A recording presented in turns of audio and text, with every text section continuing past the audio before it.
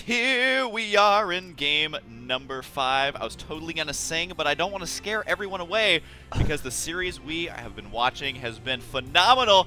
And if you're just tuning in, don't go anywhere because we still have, I would assume, hours of StarCraft ahead of us, unless they're all as quick as games 1 and number 2.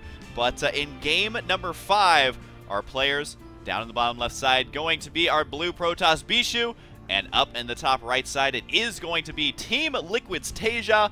And I didn't realize on the slate when it was first up there, but he did name himself after Bischu, which was a very strong Brood War player. Of course, they are now transitioning into StarCraft 2. Wait, he named himself intentionally after Bischu? That's what it says on the slate, so I'm going to trust whoever put that on there. It says it was named after Bischu, and supposedly his brother has named himself Stork. That's what it says. God, I hope that they have more siblings so they can have like Boxer and Rashich and all such Brood War silliness. Bischu is chrono boosting, and is he really gonna go? Okay, I was like, is he really gonna go Nexus first? There, and will Bischu do the probe scout? It looks like yes, he will, and I have a feeling he's gonna make a pit stop to his natural. Nope. It looks like he didn't even rewatch the replay from game number 1 to find out where that one barracks went down. So, at the very least, you can see how TaeJa's getting into Bischu's head. Yeah, and he is going to be scouting around there. I am guessing he's going to scout the main base, but he is going to be checking the main proxy locations. After you watch a lot of games on this map, you'll kind of get a feel for where players tend to proxy. And of course, the players that we're watching right now are going to have a lot of experience in dealing with proxies on this map. So that's exactly why he's scouting into the places that he is, and then we'll eventually scout the main base. Now, this is something that you don't normally do, like say if you're playing a ladder game.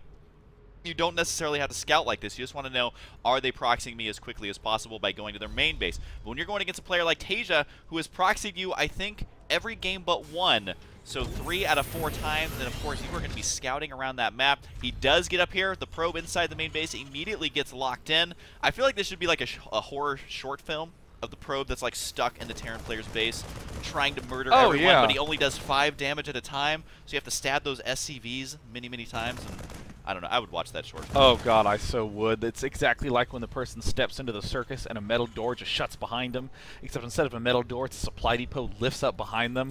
What? Hello? Is anyone on the other side? And then a Marine just comes out with a gun. It's nothing terrifying, but it's still a guy with a gun. Oh, my God, get out of there. It's one of those short-range guns where the bullets evaporate after a couple feet. But it looks like Bischu actually did skip the Zealot, so it looks like he is very much so in his comfort zone. Skipping the Zealot tends to be correct if you can get away with getting your probe up onto the high ground, but interestingly, double gas and engineering bay from TaeJa. Wow. It's TaeJa. It's TaeJa, man. This is what he does. He gets such early upgrades. Oh, no, it's at the expansion. Oh, I'm ridiculous. But it's still TaeJa. This is what he does. He oh, my blocks God. your expansion with an engineering bay. And then if it finishes, he starts researching high-sec auto-tracking because, by God, if that finishes, his planetary fortresses will be unstoppable if he builds any. And just needs to make sure to cancel this right here, which I would assume that he will. It takes very slow damage. Okay, there we go. I think that was like the last shot in the air is when he canceled. Like, he knew that that Nexus was ready and waiting. So every second that he can delay it is huge because he himself already has his own command center done. Now, Day 9, looking at this, I mean, the expansions earlier for TaeJa, does this actually put him at an advantage right now?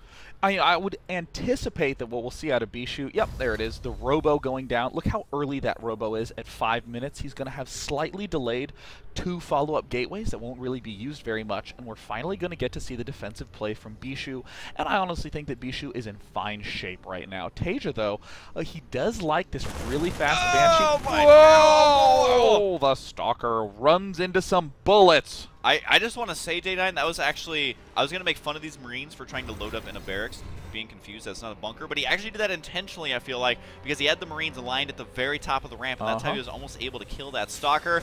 What a beast mode move.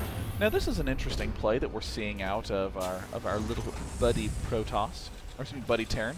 We are seeing the Mass Tech Lab add-ons going on. It looks like he'll be going for probably a fast Banshee while still getting some Marine play up.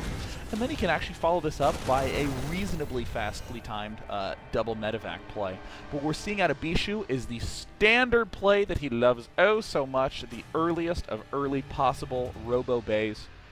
And I actually, given the timing, if we see 2 gas go down at that expansion, then I'm honestly thinking Bischu's probably going to be going for a 2-gate or 2-base Mass Colossus all in.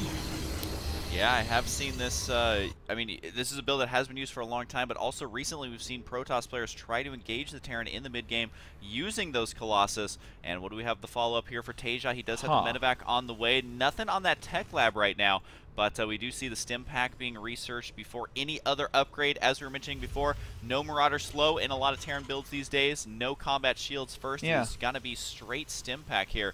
But both players have established an expansion, so we are going to be seeing some pretty aggressive mid-game plays out of both of these players. The first Colossus is on the way, and Day9, do you think this first Colossus is going to hit before TaeJa's build starts to kick in? Oh, Bischu's Observer spotted everything, so that means that Bischu can get into an excellent position. The 2 Hellions at the front are going to cause a little bit of problem. What is the split looking like? Well, it looks like Bischu doing some placement that will help slow down those Hellions, but he needs to get the Colossus in position. Where are they? There's the Hellions at the front, literally marching, and oh my god, I've never seen things more lined up in my life. But there he does get a nice split there to keep as many alive as he possibly can. The drop in the main base gets completely shut down. The Colossus showing up to the kill the Hellion party. However, the Hellions still killed off probes. These are the weakened ones from the expansion. Needs to kill them off right now, and he will.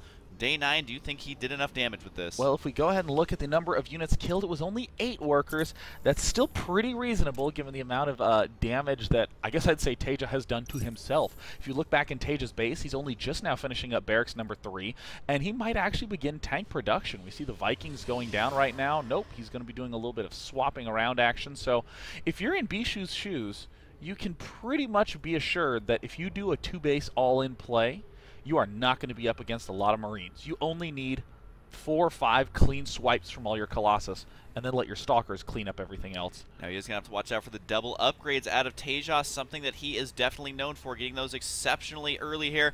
And we do have additional barracks or gateways being added on. No thermal lance on the way. And what does that mean if you are on 2 bases with no thermal lance? Well, it means that your 2-base all-in is going to be fairly easy to defend. I mean, technically what you really need is not the range. You technically just need the damage swipes, and given the fact that there's a lot of Zealots, that can help be a kind of a substitute for the range. But right now, with the lack of Stalkers, it's going to be very difficult to be able to deal with this. So this is a risky play coming out from Bischu, but it might be exactly what he needs. And also, though, he is going to be supply blocked here. No pylon on the way, 83 out of 84, so his attack needs to go now. There's not going to be any reinforcements at all. And is this going to be his only attack? The pylon's just now being thrown down. There's the force fields on the first barrack, or on the first bunker. Oh, he doesn't kill it. So close, needed to have that happen. I love the SCVs up in front already, though. Now he's in full retreat, which is not what you want, because the Vikings can just chase you all day, soak in the Marines and Marauders, and that's that awkward position in the mid-game where Protoss does not have the momentum he needs to end the game. More Stalkers here warped in just to reinforce this, but I feel like TaeJa held this off about as easy as you can. I mean, I think Bischu realized that he didn't have range in the middle of that attack, and now we see 2-2 coming up for TaeJa. TaeJa's actually completely abandoning the mid-game style play and going for the late game, getting the double 2-2 upgrades right away. Ordinarily, this attack timing we're seeing from TaeJa, where he's starting to clear out his front, this is not a standard time, but this is the kind of dynamic, wow, I guess I just killed off a lot of Colossus, and sure, I'll go ahead and do a shove out. And suddenly, Bischu's going to need to get at least 4 more gateways, get the Zealot leg speed up fast, because there is a huge army about to be breathing down his neck. Yeah, and also I saw Bischu there for a second clicking on that army to check those upgrades. He knows that it's currently at 1-1, so he's not fully behind that 2-2 just quite yet. But as we mentioned before, it's almost as if TaeJa has Chrono Boost, because those upgrades are coming mighty, mighty fast here. And he is going to be marching out with a lot of Vikings to deal with the Colossus. We do have Templar tech on the way. Of course, that's not going to kick in. The expansion's not going to kick in either. So can TaeJa in the game right now? If he's going to do it, this would be a beautiful, beautiful timing. Already cancels that expansion up here, knowing that he was indeed going to lose that. Doesn't even want to risk losing those minerals. So just cancels that right away. He does have a lot of money, but again, is going to be supply blocked here. And he needs to make sure to continue that pylon production, because TaeJa is not going to let him make mistakes like that, as he is now macroing hugely on the back of this. And as you mentioned, late game, that's what it's looking like here. Kind of a late third for TaeJa to be getting his 3-3 at this pace. You'll notice that TaeJa's pretty low on the medevac count, making so many Vikings, but also dumping a lot of his gas into those upgrades straight away as well. Storm desperately needs to get research, and does he even have Zealot legs? No, he just started it now. Bischu is behind on his 3 key upgrades, Storm, range, and speed. This is not looking good for the Swedish toss.